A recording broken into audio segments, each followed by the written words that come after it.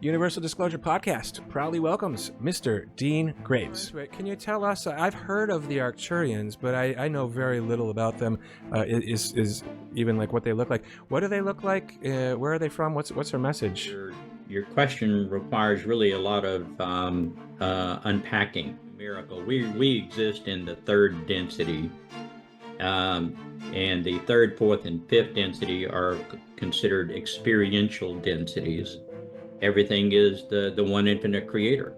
We are the one infinite creator experiencing ourselves at this range of consciousness. We perceive distance. They don't perceive distance. They just perceive vibrational differences. Earth is considered to be a second chance planet. In other words, all of the participants in the third density experience on Earth now has failed to graduate from at least one other third density experience. And so we're kind of like I don't know, we're the short bus as far as evolution is concerned in third density. We're ready, right? But as a world, are we ready for that? And are these other entities, do they feel safe enough to allow us to join them? So there have been a number of intrusions, and they've chosen not to interfere. The service to our higher selves have chosen not to interfere because it's all experience. And we perceive the not only the authenticity, but the intensity of our incarnations because it's all we know that we are. The following program is presented for general information, education and entertainment purposes only and is not intended to be advice of any kind. The content, views, thoughts and opinions expressed in this program are those of the individuals involved. The use of information on this program is at the user's own discretion. Welcome back, one and all, wherever and whenever you may be. This is Universal Disclosure, meeting the moment.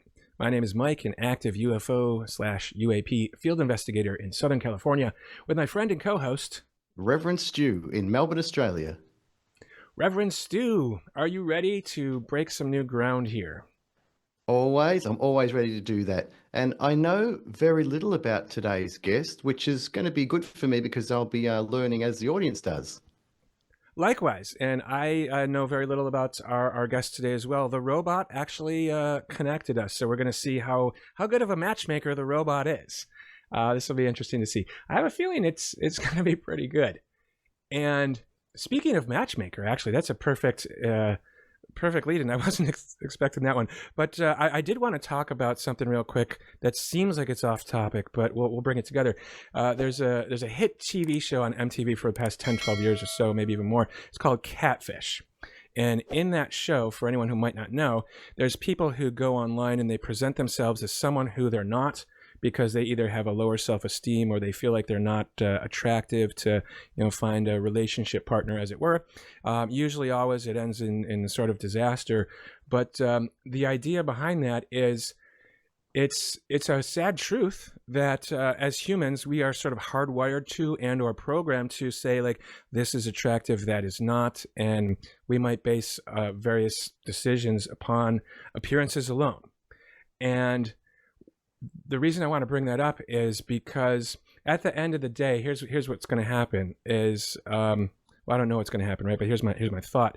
When you come to the realization that we have, in fact, craft of unknown origin, traveling, entering, exiting the atmosphere, traveling around our skies and such, very, very fast, mind you, then the next logical question any reasonable person is going to ask, if they haven't already, who is inside of it? Is there an occupant? Is there a pilot and such? And the answer sometimes is yes. Potentially, we're still figuring that out, right? Maybe some of them are drones, but we do know that some of them did in fact have or do have pilots. So now, how does Catfish play into this? Well, if we can't get along or interact with each other, human to human, because we look differently, how in the hell is it going to be when an entity or a being comes and interacts with us that looks nothing at all like we do? Oh, that's a big topic, Mike. Now, I remember watching a show called Babylon 5 back in the day. I don't know if you saw that. And there were some entities that were hidden. They were walking around amongst other people, and it wasn't revealed till much later in the show about who and what they are. And I can't help but think there's a parallel there. Interesting. I'm not familiar with that one, but it sounds like there probably is a bit of a parallel there. So this is very interesting, this topic you're bringing up, because it kind of brings in maybe even some racism levels, which are sensitive topics without ET in the mix. So it's going to be even more complicated when that comes along. Exactly. I've actually thought about this for off and on for quite a while now. And when we spoke with Robert Salas, who said at some point, in his opinion, that we would be presented with the idea or meeting sentient life forms from elsewhere, and sort of accounting for ourselves. Okay, great. I'm on board for that. What do they look like? And are we going to accept them just based on their appearance? Because I've talked to people who have said the gray beings, just an image of them is very off-putting and unsettling. And I can see where they're coming from, because they look a lot different than we do. And then, there's the lesser known, perhaps, in the most there's no nice way to say it, it's the ugliest, essentially, is the mantis creatures that essentially look like if they're true, right?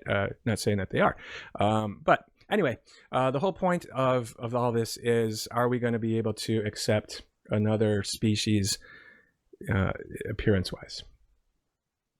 Probably not, if I'm honest. Well, that's the thing. Like between human to human, we have difficulty with that. So that's going to be a very interesting thing. However, in this episode, we're going to be talking a lot about the Arcturians. Now, I'll be honest with you. I don't know much about the Arcturians. I have no proof or evidence that they exist. I don't personally. I'm 50-50. Maybe they do. Maybe they don't. Who am I to say? But we're going to be talking with a gentleman named Mr. Dean Graves, who is an author, podcaster, mental health counselor, consciousness researcher, and messenger. And he has, in addition to,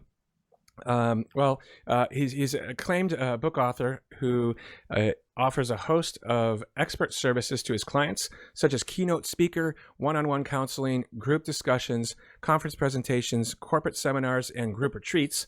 He has a very engaging and thought-provoking storytelling way about him that inspire and motivate your mind. He wrote Identity Model, Understanding and Healing Mankind's Stress and Suffering, Edifying Children of a Lesser God, Answers to Life's Existential Questions, Enlightenment, Plain and Simple, Tools to Heal the Mind, Body, and Spirit, and Live the Life You Were Meant For, and is currently in the process of writing The Enigma of Consciousness, an exploration of humanity's relationship to creation. Aside from all that, he has a podcast series where we'll be spending a fair amount of time talking about where it's called Chatting with the Arcturians. And as I understand it, the Arcturians do... I've seen a couple different images. Some of them do look like indistinguishable from a human that we would see, right? And others have potentially this bluish appearance and maybe a gray-like anatomy to them, but still not gray. So we'll get maybe a little bit of clarification on that. Yeah, well, that kind of makes sense to me, because if someone said, I'm from Earth, they'd look different to someone else from Earth, because we've got a bit of diversity on our planet, as you know. Yeah, that's actually something I ponder from time to time as well. The diversity of the human species, and it's pretty interesting how does that even happen? There's we have multiple races of people, right? But yet a lot of times with animals, they all sort of look the same. Why is that? Oh, wow. That's an interesting one to ponder right there. And we've got the proliferation of plant life. It's I mentioned in another episode we did that the planet feels like Noah's Ark to me, just floating in space, a big genetic library. Wow. Yeah, that's pretty interesting. What if we are the Ark all along? I'm not ruling anything out at this point in the conversation, Mike. Pretty wild stuff there. Yeah. So, but anyway, let's get right down into it. Let's see what happens here. Not sure where this conversation is going to go, and let's bring him in. Universal Disclosure Podcast proudly welcomes Mr. Dean Graves. All right, so Dean, thank you so much for joining us. We really appreciate your time. Well, thank you for having me. I'm delighted to be here. Yeah, I think this is going to be a very interesting conversation. Was you may or may not know, we start out all of our talks the same way. When someone appears on our show for the first time, we always ask them the same first question, and that is, who is your favorite musical artist, or what's your favorite song, and why? Well, I'm a classicalist, and so my favorite song, the one that I would hope to have if I was stranded on a desert island with only one piece of music, would be Mozart's Requiem. Oh wow, nice, very Beautiful. nice. And why? It's just a marvelous piece of music. Okay, yeah, it is beautiful. So yeah, I mean, we sort of always ask that just because Stuart and I are musicians, and that's how we met. So we like to, kind of break the ice that way, as it were. Okay. All right. So now we're a show here that we pretty much exclusively talk about UFOs, which are now called UAPs. ET, aliens, disclosure, things like that. I do have one other sort of first question for you, because I know anyone who's tuning in is going to be asking or thinking this because of your last name. And I don't know the answer, and there's no wrong answer here, but are you any relation to Ryan Graves, the former Lieutenant U.S. Navy and Air Force F-18 pilot who formed the ASA, American for Safe Aerospace? Not that I'm aware of. Okay, just a curiosity, because he has the same last name, and he's been very vocal recently about the problems that we're having up there with our fighter jets flying around and these other crafts potentially with near misses and things like that. So Yeah. I just wanted to clear that up right from the start, so no one's thinking that while they're listening to the rest of our questions. So I appreciate that. Sure. Yeah. So what got you into the topic of UFOs? Well, UFOs is kind of an adjunct to my interest. My research is into consciousness, and consciousness is a often misunderstood concept. And as you pursue consciousness, you have to get into structure of the universe and the structure of creation and our role and relationship to that. And UFOs or UAPs just kind of happen to be a minor part of that. Okay, makes sense. Have you yourself ever seen anything that might be a UFO, or encountered a non-human entity? Well, I have seen UFOs. None have been particularly close, and observed them from afar. As far as encountering what would be considered or referred to as extraterrestrials, I talk to extraterrestrials on a daily basis. They have appeared to me numerous times, not in physical form, but I meet them halfway, and we communicate. Okay, well, excellent.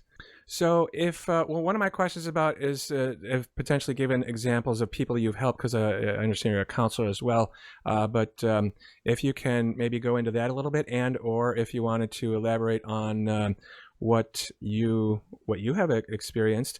And the main sort of talking point that we wanted to have with you, I believe you had a podcast series. It's called Talking with the Arcturians. Chatting with the Arcturians. I'm sorry. Yeah. Yes, chatting with the Arcturians. So more casual than talking. It's just chatting. Okay. So is that? I guess I'm sort of lumping all my questions into one and just letting this go wherever it goes. So is that series about these interactions that you've had, or is it something different? Or no, it's my significant other is a vocal channel, and she channels the Arcturians, and we chat. The Arcturians come through her, and we record our conversations and then put it up as a podcast. Wow. Okay. Very interesting. I will definitely have to check that out, and we'll definitely put a link to that in the description here as well. Well, before we get too far into it, can you tell us? I've heard of the Arcturians, but I know very little about them. Is even like what they look like? What do they look like? Where are they from? What's their message? Well, it's just generally refer to them as the Blue Crew because they often appear as blue creatures, but that's a misnomer. That's for our purposes, just to have some sort of physical identification. Your question requires really a lot of unpacking. The um, the creation that we are part of is stratified into ranges of consciousness. And the particular universe that we are participating in is referred to as a 9-star system. Every star is home to an archetype of the creator. And the particular universe that we are in is composed of 9 of those archetypes. So our universe has expanded in groups of 9 stars, each star being representative of an archetype of the creator. Other universes are composed of other combinations of archetypes of the creator. There are 5 inherent characteristics of the creator and 27 distortions of the creator. And these are mixed and matched in order to diversify the experiences of consciousness within that universe and allows consciousness to explore itself through the different lenses and vantage points that are made possible by the mixing and matching of these different archetypes. So the Arcturians are part of our universe. They are simply a sister 9-star system, which is inclusive of all of the lower 7 ranges of consciousness. Our 9-star system is a sister evolutionary entity, and our 9-star system also is comprised of a combination of all of these layers of consciousness.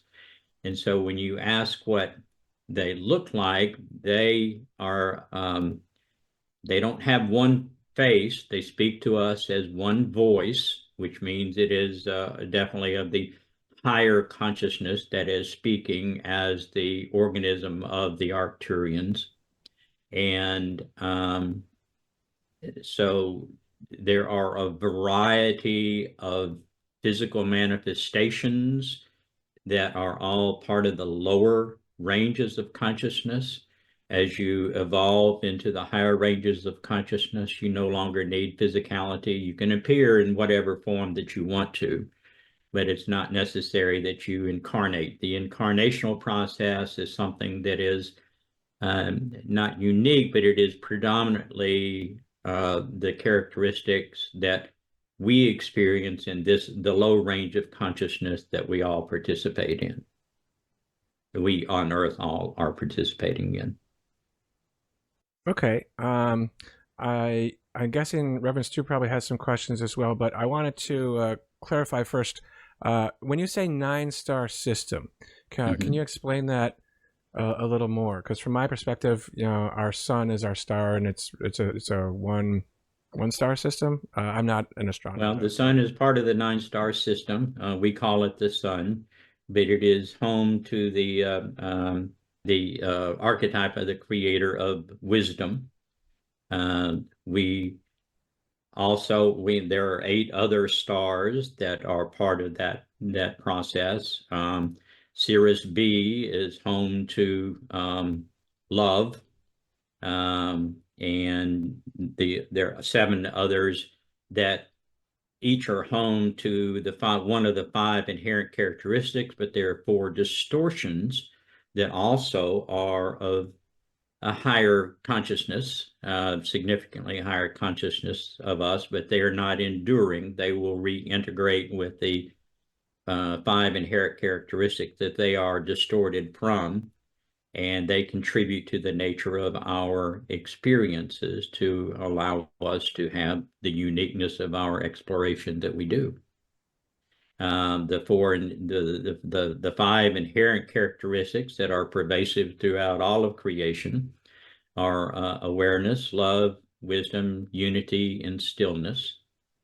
And those become delineated as consciousness is created, or the structure of creation is created. And the distortions begin to appear in the middle of the, well, I'm going to have to number them. They're numbered, they're numerical. We exist in the third density. And the third, fourth, and fifth density are considered experiential densities. And it's because we have enough awareness that we can begin to take control of our advancement through the evolutionary process. Our task in third, each density is a layer of consciousness, and our range of consciousness is the first range of consciousness, the first density that has the capacity to assume control and responsibility for our own advancement through the evolutionary process. And our task is to awaken, become aware, and prior to graduation or in preparation for graduation to the next range of consciousness, to become awareness. That's one of the curriculum requirements for our graduation to the next range of consciousness. The next range of consciousness does essentially the same thing with love, but in the next range of consciousness, they will reach the point that they lose the necessity of, they lose the authenticity of the physical. So they no longer have to incarnate in order to experience their evolutionary process. And above that, there is no more incarnation other than as helpful to we in the lower ranges of consciousness to have the identification of some physicality with them. According to the Arcturians, do we graduate as a collective or as individuals? In this range of consciousness, we begin and end as individuals. The next range of consciousness, we begin as individuals, but we graduate as a group. Before we, a criteria for finishing the fourth density is to form what's called a social memory complex. In this range of consciousness, we perceive ourselves to be an autonomous organism. At the end of the fourth density, we will form a social memory complex, which will become our perception of autonomousness of our beingness. And as we continue to graduate on to the higher densities, that expands to ever larger social memory complexes until eventually our completion through the evolutionary process is reunification with the Creator. Some of this terminology reminds me of the law of one, which I've read. Yeah, it is the law of one. That's what they were teaching in the law of one. Okay. Yeah, it's all the same information. The information had been provided to humanity numerous times over the course of our tenure in this range of consciousness. And for the most part, it's been lost or distorted or whatever, but the information is the same.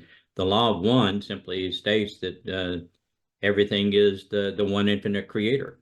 We are the one infinite creator experiencing ourselves at this range of consciousness. And so we are fulfilled by participating in the way that we do. We are fulfilling the purpose of creation, which is experiencing ourselves so as to know ourselves. So then I've listened to The Law of One multiple times. Now, I didn't read the book, but I listened to an audio recording of it. And I don't remember, was it the Arcturians that were sort of delivering that, or was that somebody else potentially? Did they just happen to? No, that was Ra. Ra is the aspect of love.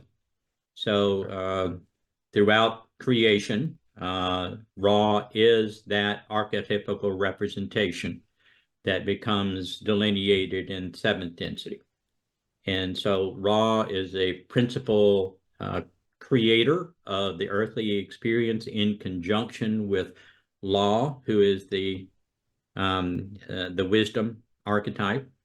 We are just geographically within the law sphere of influence, but Ra is headquartered in Sirius B, and we perceive distance. They don't perceive distance. They just perceive vibrational differences. And so there is actually no distance. The Arcturians would say that they were 2,600 light years away from Earth, but they emphasize that there is no space in between. That's simply our perception, and our low level of awareness compels us to see space and time, experience time, and so forth. So we're experiencing a type of perceived separation, even though everything is really all one. Right. Yeah, and that is the nature of how creation is made possible. Creation began by the one infinite creator projecting an environment, which is the environment of awareness within infinity, the creator itself. And within that environment, the creator projected an analog projection of itself, with the only distinction being that the analog projection is distorted with the perception of free will. Free will being the perception of separation.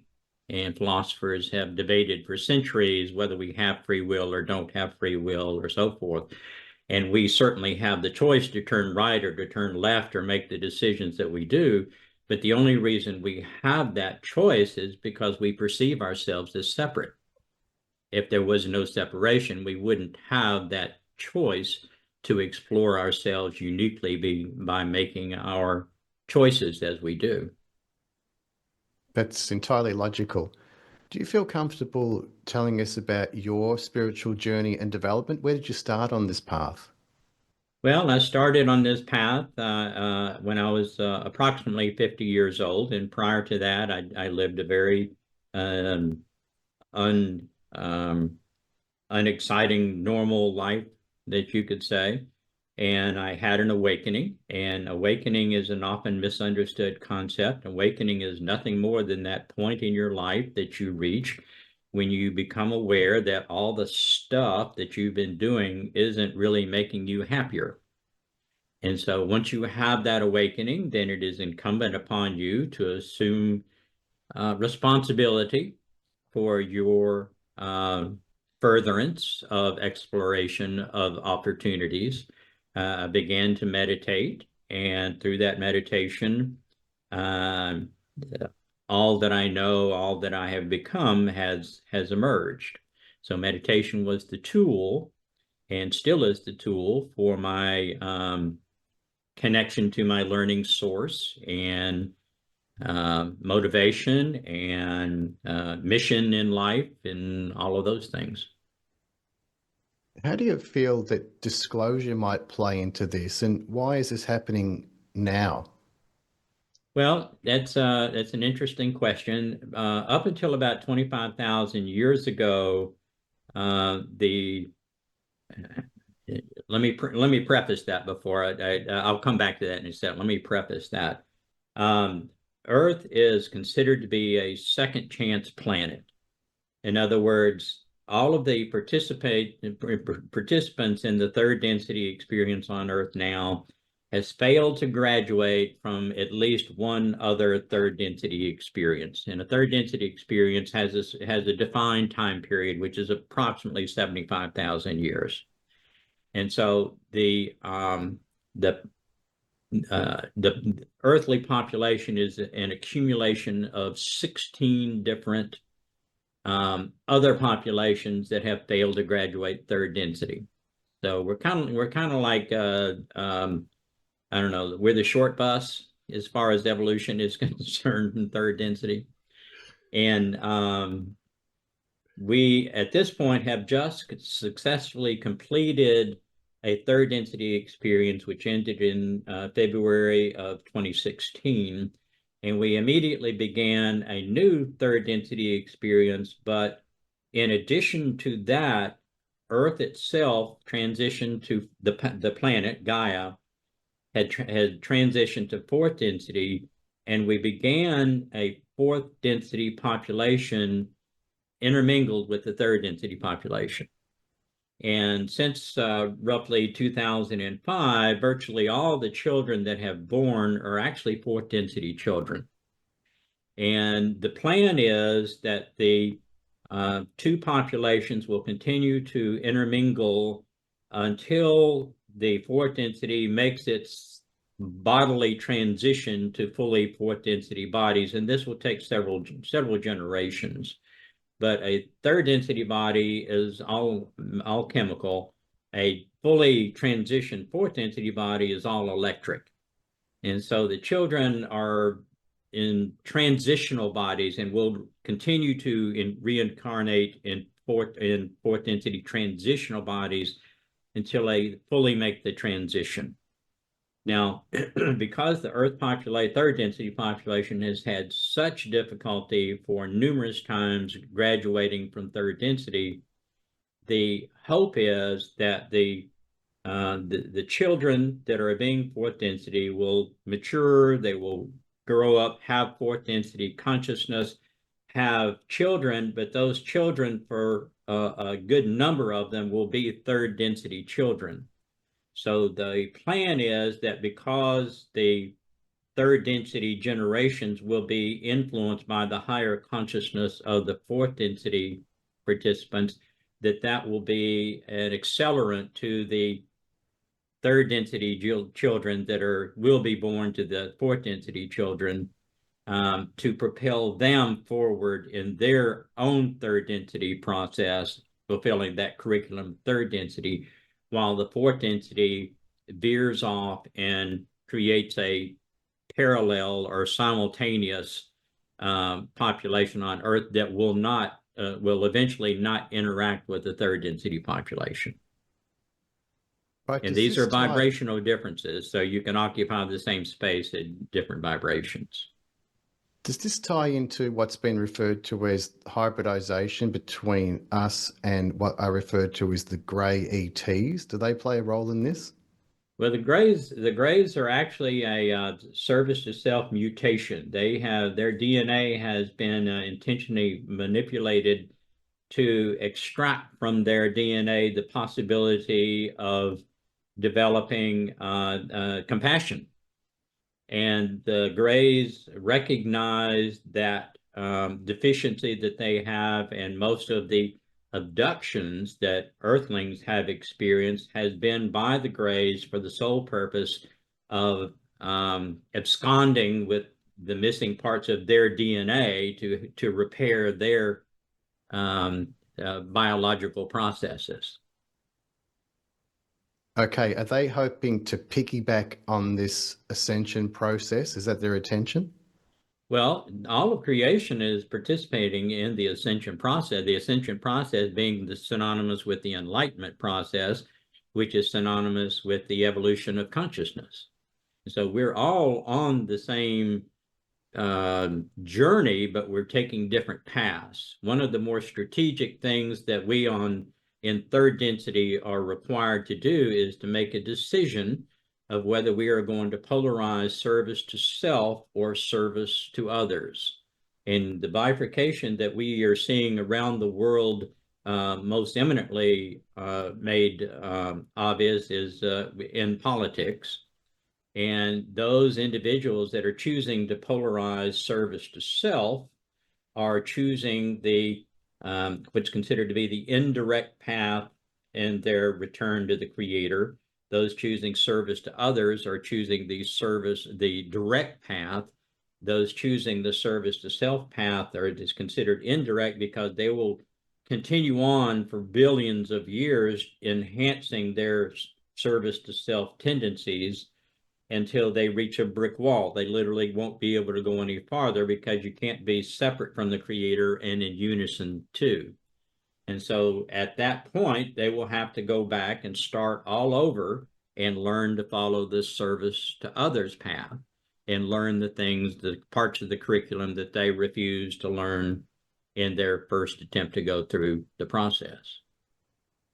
Okay, Mike, this correlates with what Reverend David William Parry was talking about, left-hand path and right-hand path, which are terminologies from Helena Blavatsky, founder of Theosophy. So the left-hand path, and they're clumsy terms, but essentially left-hand path is service to self and right-hand path is service to others or service to the whole. So that does seem to correlate. Interesting. Yeah. Well, no, the universal terms are service to self and service to others. That's what the Arcturians refer to in the Ra and most of the universe. So this is probably going to sound like a stupid question, but can you give an example of the difference between service to self and service to others in terms of like a life path or something like that? Or Right. examples of those that have graduated along the service to self path. Rasputin graduated along the service to self path. Genghis Khan, Taurus Bulba, those were three that Ra had given us that were historical. And you can read a little bit about their life and see what their life on Earth was. The interesting thing, Genghis Khan, is much of a dominant figure that he was in the Earth experience, is apparently in fourth density along the service to self path, but he's essentially a shipping clerk. And so the power ratio, you have to understand that those that have been in the service to self path for billions of years, they gained their power by domination and subjugation. And they've been doing it, as I say, for billions of years. And so they're very astute and very powerful in relation to someone in third density trying to follow that path. And so there's a great period of being an acolyte in order to make any progress along that path. They don't want you to advance along the service to self path. They would, if you think of it as a Tupperware or a pyramid scheme, the guy at the top gets a little bit of power from everybody, but that gives him a whole lot of power. And he's got a lot of minions running around out there trying to collect the energy to feed him to support that power. I would say both sides of politics do that. And also, I would assert that Aleister Crowley was certainly on a service to self path. Mm-hmm. Professed. Yeah, he Yeah. was aware that he was on a service to self path. Now, have those people not graduated the service to self people and they've had to retake this class, or also people in service to others path, are they here to redo the class as well? Service to self, service to others doesn't need to redo the path. They're learning. They're in order to graduate along. You have to merge. You have to surrender that concept of self ever more greatly to progress along the service to others path. And so that melds into greater and greater unity, which is ultimately where we end up. Along the service to self path. If you imagine the service to self path is forming a pyramid with one ideally one individual at the top and a lot of minions down below where the pyramid is low, and the service to others path is just the opposite of that. We begin as an individual and then expand into a much larger base. Yeah, I hear what you're saying. Hierarchy would be one of the identifiers of the service to self path. Yes. And they gain their power by domination and subjugation. And so they need to dominate and subjugate in order to fulfill their need for energy to advance themselves along the path. I get that. And they're still part of the whole. So I know this is difficult, but we're still called to love those people. Well, they're another part of us. They're another part of the creator. They're just exploring the negative side of the coin. I understand. But it's the same coin. Yeah. So they're providing a very valuable service, but um, um, you know, and we can go on for days. I know what you're talking about how all things work for good ultimately. Yeah, I know exactly what you're describing. Yeah. Okay.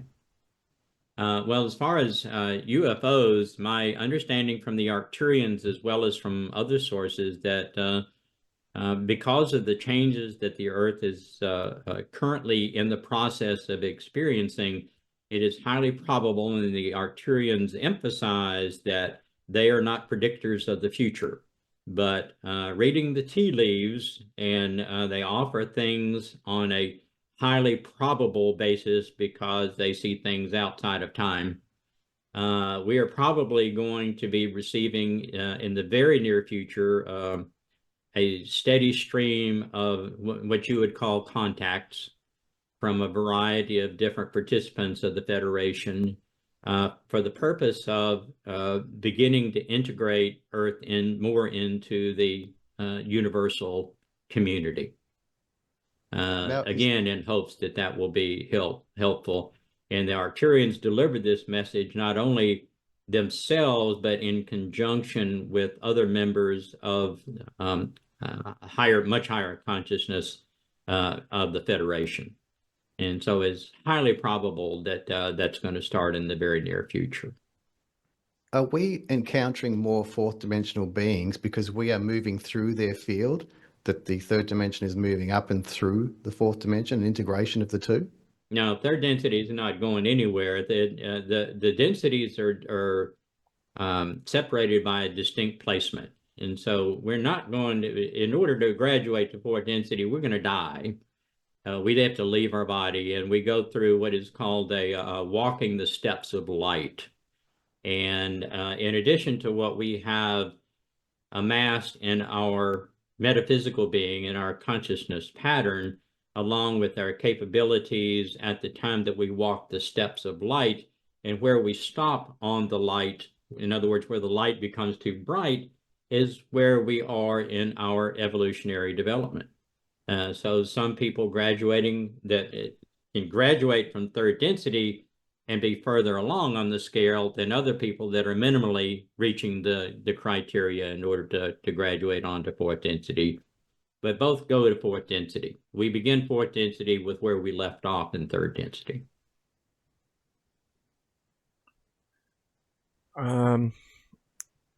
That was, for me, that was a little bit, I don't know, over my head or something. I'm sorry. If I might want to sort of come back to that in a second and maybe ask that in a different way to try to understand that better.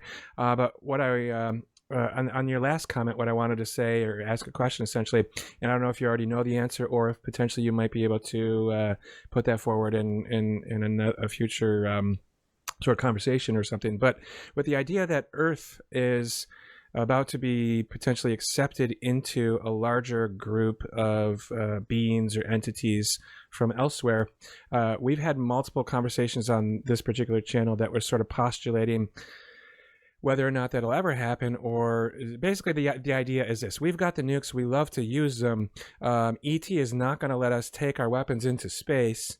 That's kind of like the gist of some of the other conversations we've had. So with that general idea, do you have any thoughts on that? Like, are we really ready to, I mean, I feel like personally, like us here, we're ready, right? But as a world, are we ready for that? And are these other entities, do they feel safe enough to allow us to join them?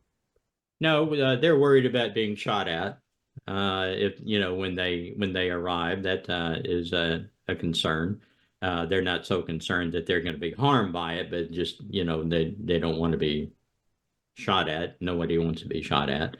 It's very difficult for third density to physically go anywhere. There are third density planets that have received the technology that allow them to travel to some distances. There is a third density planet that is in orbit around Sirius B. that is actually the third density body experience is actually trees, and they have actually visited Earth in order to learn bellicosity, because they can't experience bellicosity in their physical form, and they are the same range of consciousness that we are. But if you understand the second density uses a basis of comparison, it begins with single cell animals. The second density is plants and animals. It begins with single-celled plants and animals and essentially ends with the gorilla. And that is an illustrative of the range of a density consciousness. Third density has that same potential range of consciousness, but our capabilities to fulfill that range are mired in the lower dimensions of the density. We've as a group keep cycling in the lowest density or dimensions of the density, and so we are pretty well safe from venturing too far away from our home planet. And that's part of what is hoped for by the commingling of the third density and fourth density consciousness, is to propel that third density population to advance beyond the condition of being mired in the lower densities that they have for so long a period of time. Well, you use a word that I'm not familiar with. Bella. Can you say what war? Yeah, battle, war. Oh, okay. Killing each other, hitting each other, that sort of thing. Oh, okay. Now, in the Sumerian tablets, it talks about, I've read the English translations, about how beings came and gave us a DNA boost by adding their DNA to whatever primates were here on the planet at the time. Does this correlate with this information, and are they perhaps from the fourth dimension, these beings? Well, not from fourth dimension. The Earth population consists of, I think I already said, of 16 different populations. There was a group that began on a large, there were three large portions of that 16, three large groups that comprised part of that 16, and 13 smaller groups. One of the larger groups was from the planetary systems of Deneb. One of the other thirds started on the planet Zenoa, which we now call Venus, which had served as a successful third density planet experience for billions of years. But we who are now participating in Earth blew the atmosphere off of that planet. And so it is as it is now. It is no longer habitable. It ended that third density experience and made the planet uninhabitable for a third density experience. That same group went to Maldek after Venus blew up, started another third density experience, and about midway through the third density experience blew that whole planet up, and that's now the asteroid belt that is part of our solar system. But there is still a Maldak that is a fully functioning planet of a higher vibrational level that we just can't see because of our low level of consciousness. After Maldak, we were transferred to Mars, and we blew the atmosphere off of Mars. After Mars, we came to Earth and began a third density experience here approximately 75,000 years ago. There was much more interaction with the other aspects of consciousness until about 25,000 years ago, and it was determined that because were in such chaos that we needed protection, and so the planet was quarantined from intrusions by service to self primarily. And they were not excluded from intruding into our experience, but it was made much more difficult for them to do so. And up until that 25,000 years, they were very interactive with us and influencing our hegemonies and our belief systems and abilities to function and so forth. And the Easter Island statues, Stonehenge, the lines of Nazca, all of those are remnants of when the service to self was much more interactive with us, and they left those to serve as items to stimulate fear in the population. And the reason they want to stimulate fear is when we experience fear is when we release intelligent energy, which is what all consciousness is fueled with to keep us functioning in creation. And that's what, by choosing the service to self path, they choose to align themselves in such a way that they no longer are fed that by their higher self. And so they have to get it from an alternative source. And the alternative source is usually third density, because we're like Goldilocks's porridge, where we've got enough energy to make it worthwhile for them to try to get the energy, but we're not smart enough to know that we're not supposed to give it away. And so the third density is the primary target of service to self to sustain themselves in creation. But yeah, up until about 25,000 years ago, there was much more interaction from what we classify as extraterrestrials, as just higher consciousness beings, than what we've had in the last 25,000 years.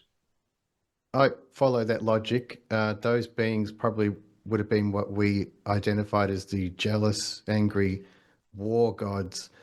And the asteroid belt also is mentioned in the Sumerian tablets. It's referred to as the hammered bracelet. So I've heard that before, and it would not surprise me in the least that something destroyed Mars. Yeah, we did. We just blew the atmosphere off of it.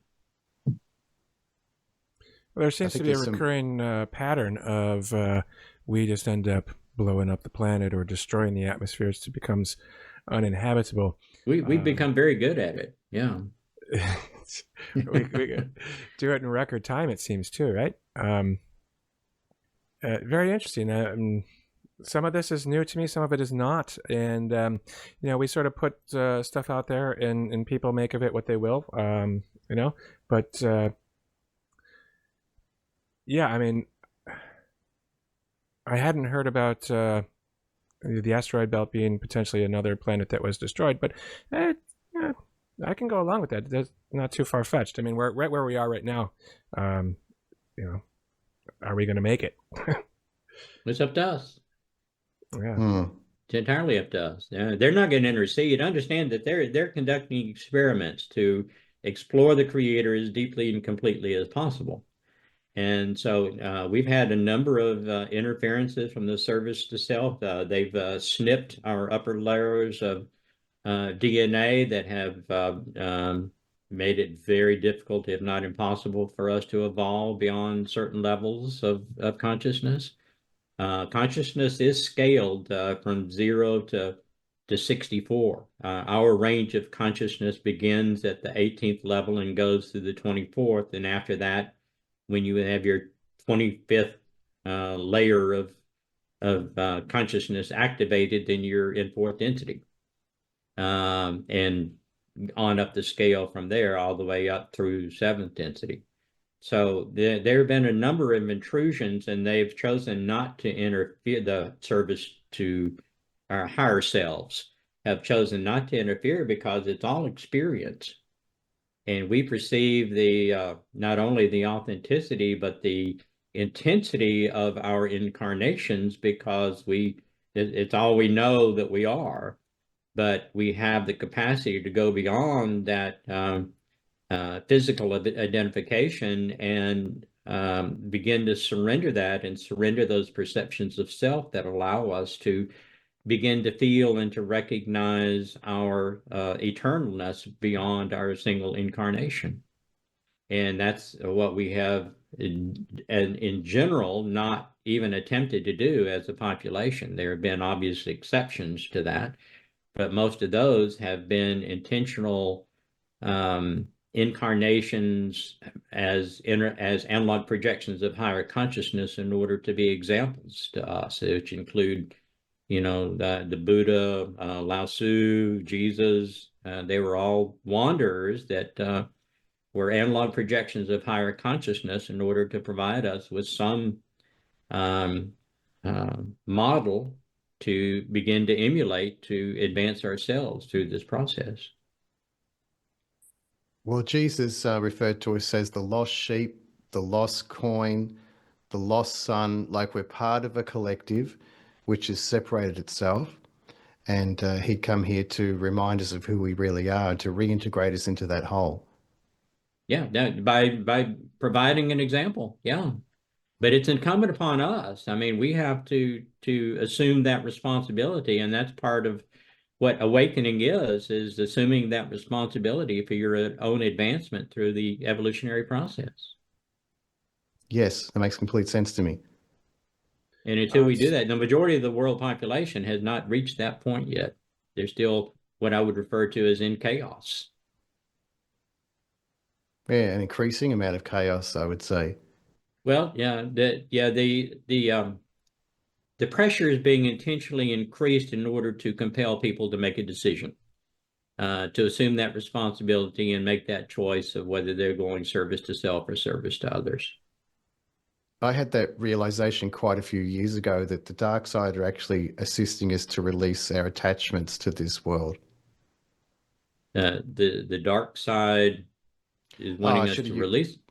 Yeah, I should have said the service to self by putting us under pressure and making it more difficult here. It's forcing us to question our own priorities, our own being, and what it is we really want.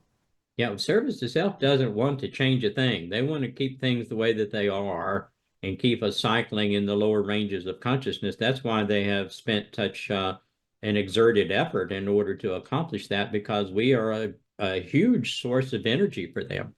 The more that we cycle in those lower dimensions and keep having wars and battles and all of that stuff and arguments, and the more energy that we're releasing. So, you know, they're not gonna kill the golden goose. They don't want us to move beyond. It's a service to others that want us to move beyond. I know what you mean, meaning more of an unintended consequence. So by acting as a catalyst to force the issue unintentionally. Well, yeah, it could be. I mean, you know, there's a lot of things that you can impute from human behavior to higher consciousness, principally along the service to self path, because the service to self path is actually requires an enhancement of our ego, a significant enhancement of our ego. And so those behavioral characteristics that are often identified as unwanted ego behaviors are magnified 1,000-fold as you go along the service to self path. And so you can impute some of that type of behavior that we demonstrate on up the line along the service to self path, but the service to others is a completely different experience. I feel like we're just getting started here, quite literally. But unfortunately, we had that little time glitch with our start time, and I think we're going to have to sort of wrap this up for the moment. But so I'll just cue it up for you to give us your website information and things like that. Okay. Well, I have a website. It's the initial D, Dean Graves, all one word, .org, and it has my contact information. I've written 4 books in addition to the podcast. I have a recent book that just became available on bookshelves September 1 that begins at the beginning of creation and goes all the way through the creation of our hierophant, our false perception of self, and explains everything that we've talked about and much, much more in much more detail than what we can get into in a verbal conversation. But it's available from your local bookstore. It's called The Enigma of Consciousness, a spiritual exploration of humanity's relationship to creation. And it does, it reiterates a lot of stuff that was in the raw material, but it uses the raw material as sort of a springboard.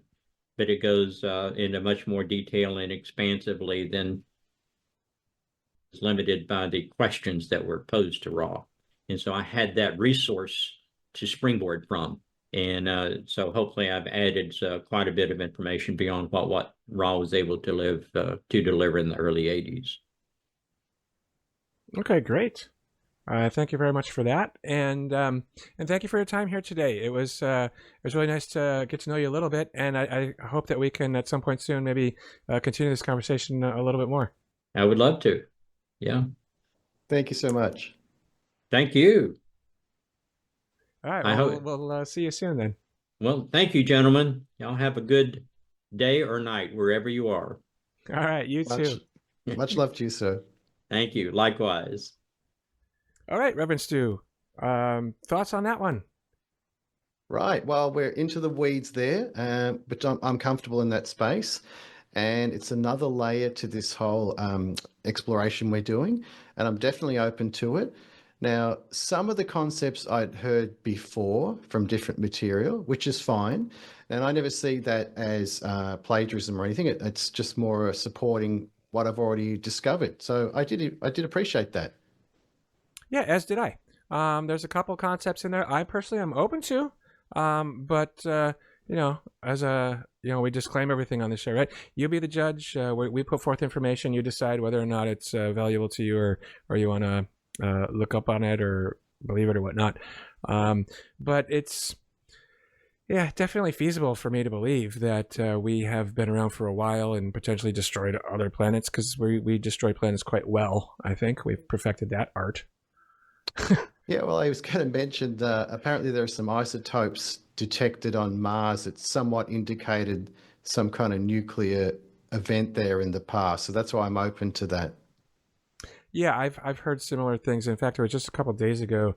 I didn't read the full article because all these ads popped up, but there was something, didn't talk about radiation in that particular one, but I heard that before too.